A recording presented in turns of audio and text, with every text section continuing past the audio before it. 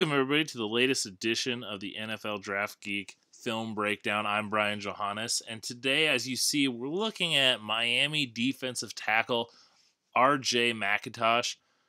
Miami's defense, or Miami as a whole, had a big turnaround this past year.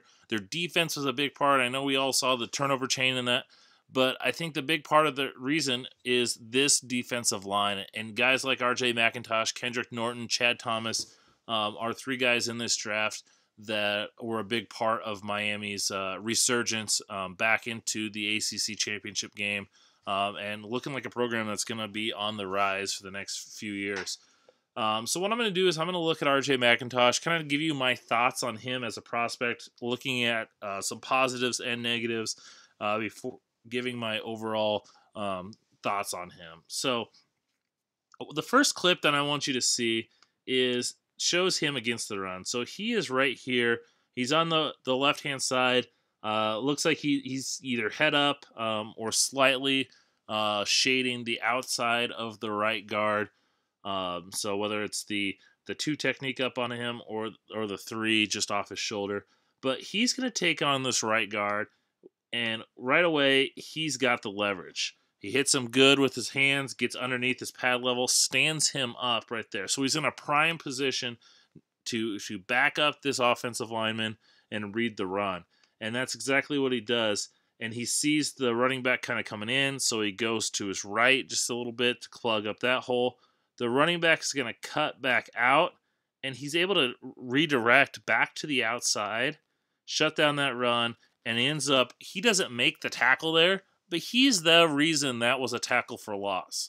And that all started up front, getting his hands inside getting good leverage, and shutting him down. I want to show you that in full speed before we move on. So here he is, stands him up, and is able to kind of move both laterally to shut him down. Okay, now that's perfect. That's awesome run stuffing. We see a little bit further down in the game. He kind of gets pushed back a little bit, so now he's on the right-hand side, 1 technique. He's kind of shading into that A gap, maybe a little bit of the 2I, but he's going to get pushed back initially by this double team. But he's able to come back, and it didn't stop for me like I wanted it to. But he's going to get pushed back initially, a little bit of a double team, but he's able to recover. Okay, so he got pushed back there, but he doesn't give up on the play. I mean, this is one of the 56 right there, Quentin Nelson, one of the best offensive linemen in this class. So it's not like he's going up against Joe Schmo. But he doesn't give up. He still stays on his feet, doesn't quit, gets off that block, and is able to help stop him for, a short gain. Yeah, it was 4th down, and they got the 1st down. But he was a bit, he helped stop him there. To go along with that, he's a little inconsistent against the run. So we watch right here. He's going to be on the left side once again, about the 3 technique. And he does get a little bit of a double team. But as you see here, he just gets completely, he's pushed back, knocked off balance. He's just a little too inconsistent with getting that leverage and taking on blockers. And we see with another clip here, he's right up here on the left, about 3 technique again. And he's just going to get double teamed to a bit and is completely pancaked. So that's just, he shows that ability to be able to take on blockers, stuff the run. But then we see at other times he's getting knocked around and pushed all over the place. One last clip that I do want to show you.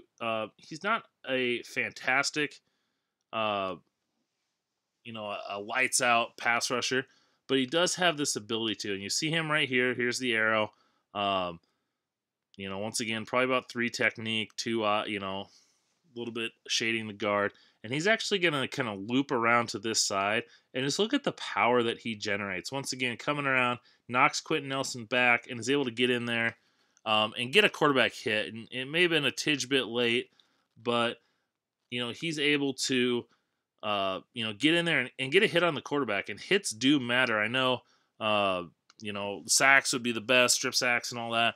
But getting the hits on the quarterback is what is important because it makes them think that, hey, is this guy, I got to speed up my processing and all that. So I like McIntosh a lot. He's my 7th rated defensive lineman as we speak right now.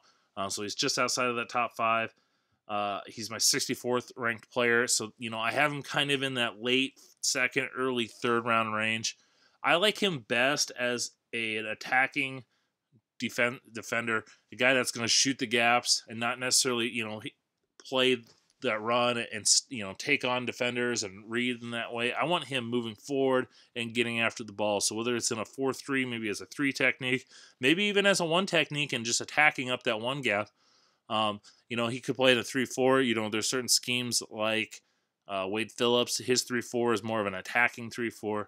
That's where I like him the best. And I still think he's going to be in that 2nd to 3rd round range, maybe a little bit more into that 3rd round range. It just all depends on this defensive line class because it is a strong class, especially at defensive tackle. Well, I hope you guys like this. The best way to get these is to subscribe here on YouTube. You subscribe. Every time I put them out, they'll go straight to you. I tweet them out at draft_Brian, at NFL Draft Geek are the 2 Twitter handles that you should be following. And just make sure you're going to NFLDraftGeek.com for all your draft needs. We updates daily. Player rankings are updated on a daily basis. Mock drafts come out about every week. Player profiles, scouting reports, a bunch of different news articles. So make sure you're hitting up NFL Draft Geek for all your draft coverage. Thanks for watching, and I hope you guys enjoyed.